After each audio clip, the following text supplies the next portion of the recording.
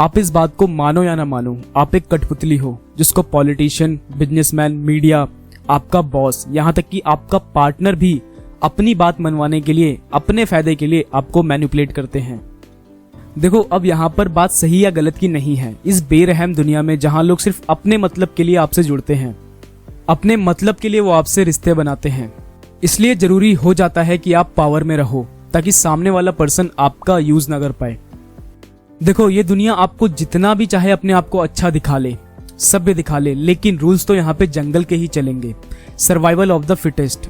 आप या तो शिकार बनोगे या शिकारी। अगर आप चाहते हो पावर में रहना, चीजों को, लोगों को अपने हिसाब से चलाना और कोई भी आपको मैनिपुलेट ना कर पाए, तो इस वीडियो को पूरा देखो। इस वीडियो में हम द 48 पावर ऑफ लॉ, इस बुक के ऑथर हैं रॉबर्ट ग्रीन। इस बुक से हम उन 4 लेसन्स को सीखेंगे जिनकी हेल्प से हम लोगों से अपना काम निकलवा सके और अपने हिसाब से लोगों को मैनेज कर सके। फर्स्ट लॉ है never outshine the master. France के एक राजा थे, लुइस 14। उनका एक फाइनेंस मिनिस्टर था, निकोलस फुके, जो बहुत ही स्मार्ट और इंटेलिजेंट था।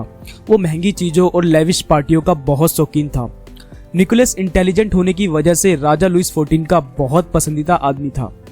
राजा लुइस 14 का एक प्राइम मिनिस्टर भी था जिसका नाम था मजारे, जिसकी डेथ 1661 में हो गई थी। अब निकोलस ने सोचा राजा उसे प्रमोशन देकर प्राइम मिनिस्टर बना देगा, क्योंकि वो राजा का बहुत ही क्लोज आदमी था और बहुत स्मार्ट भी था।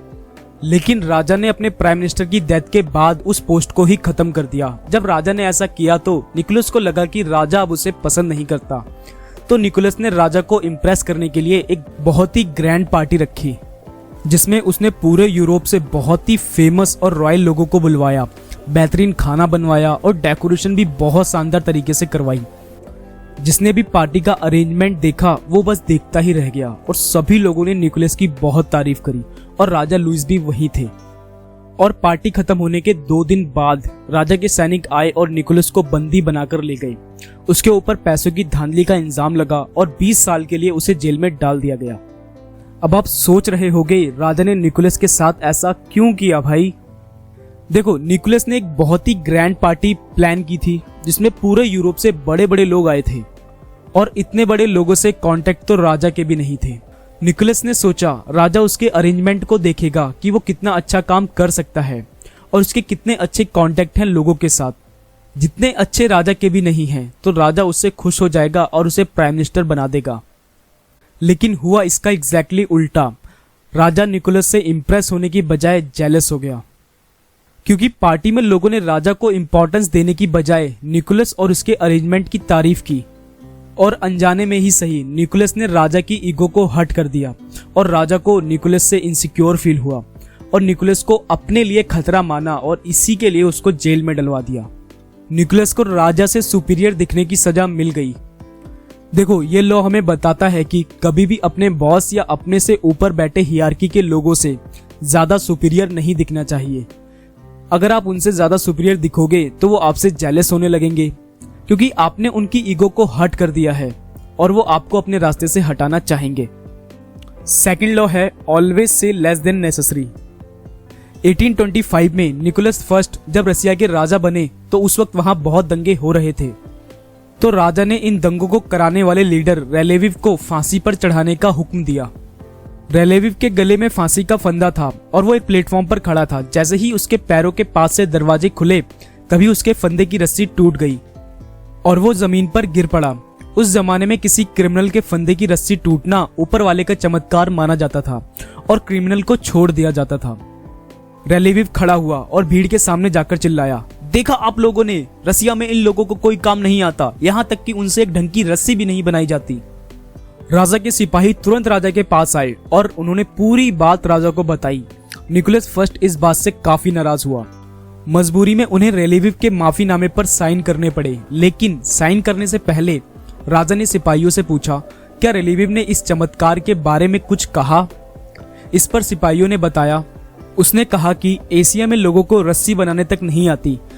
राजा ने गुस्से से उसी वक्त वो माफीनामा फाड़कर फेंक दिया और ये हुक्म दिया, अगर ऐसी बात है तो चलो इसे गलत साबित करते हैं। और अगले दिन रेलेविव को फिर फांसी के तख्ते पर चढ़ाया गया और इस बार रस्सी नहीं टूटी। ये लॉ हमें बताता है कि हमेशा जरूरत से कम बोलो।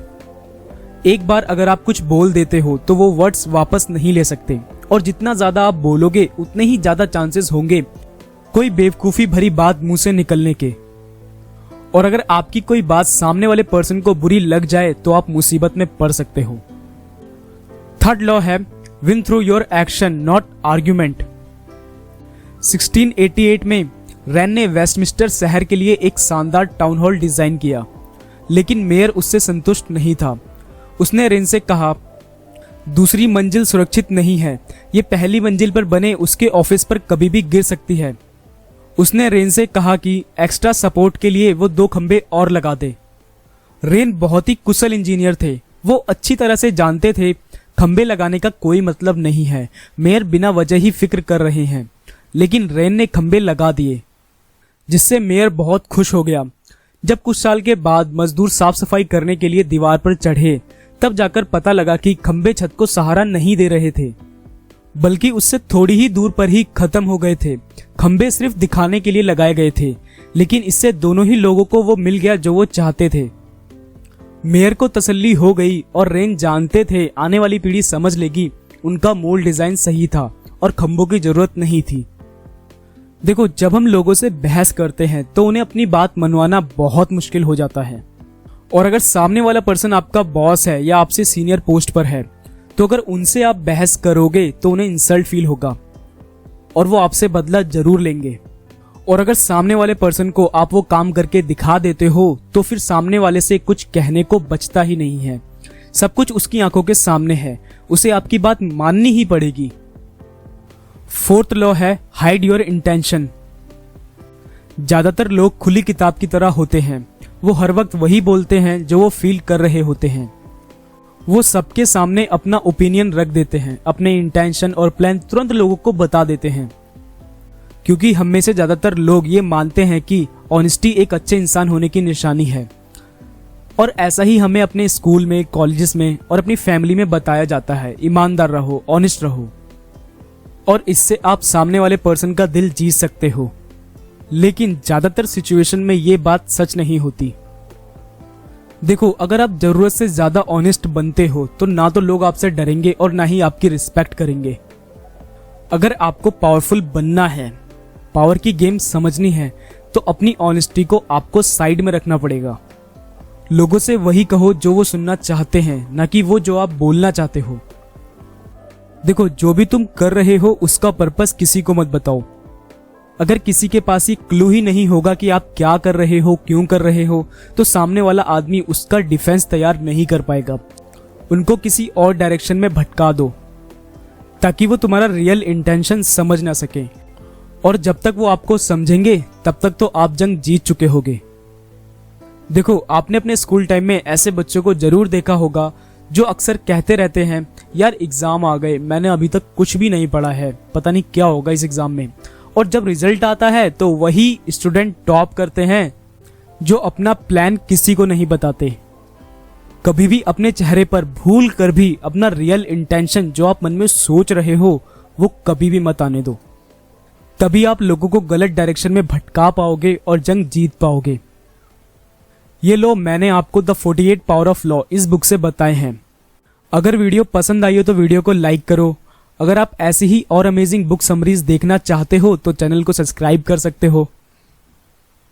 देखो, इस किताब में टोटल 48 लॉ हैं और सारे ही लॉ बहुत ही प्रैक्टिकल और डे टू डे लाइफ से कनेक्टेड हैं। और भी अमेजिंग लॉ जो बहुत इंपॉर्टेंट है हमारी डे टू डे लाइफ में लोगों से डील करने के लिए, वो मैं आपको नेक्स्ट वीडियो में बताऊंगा। कमेंट करो इस वीडियो में आपको सबसे अच्छा लॉ कौन सा लगा है। मिलते हैं नेक्स्ट वीडियो में, तब तक के लिए टेक केयर।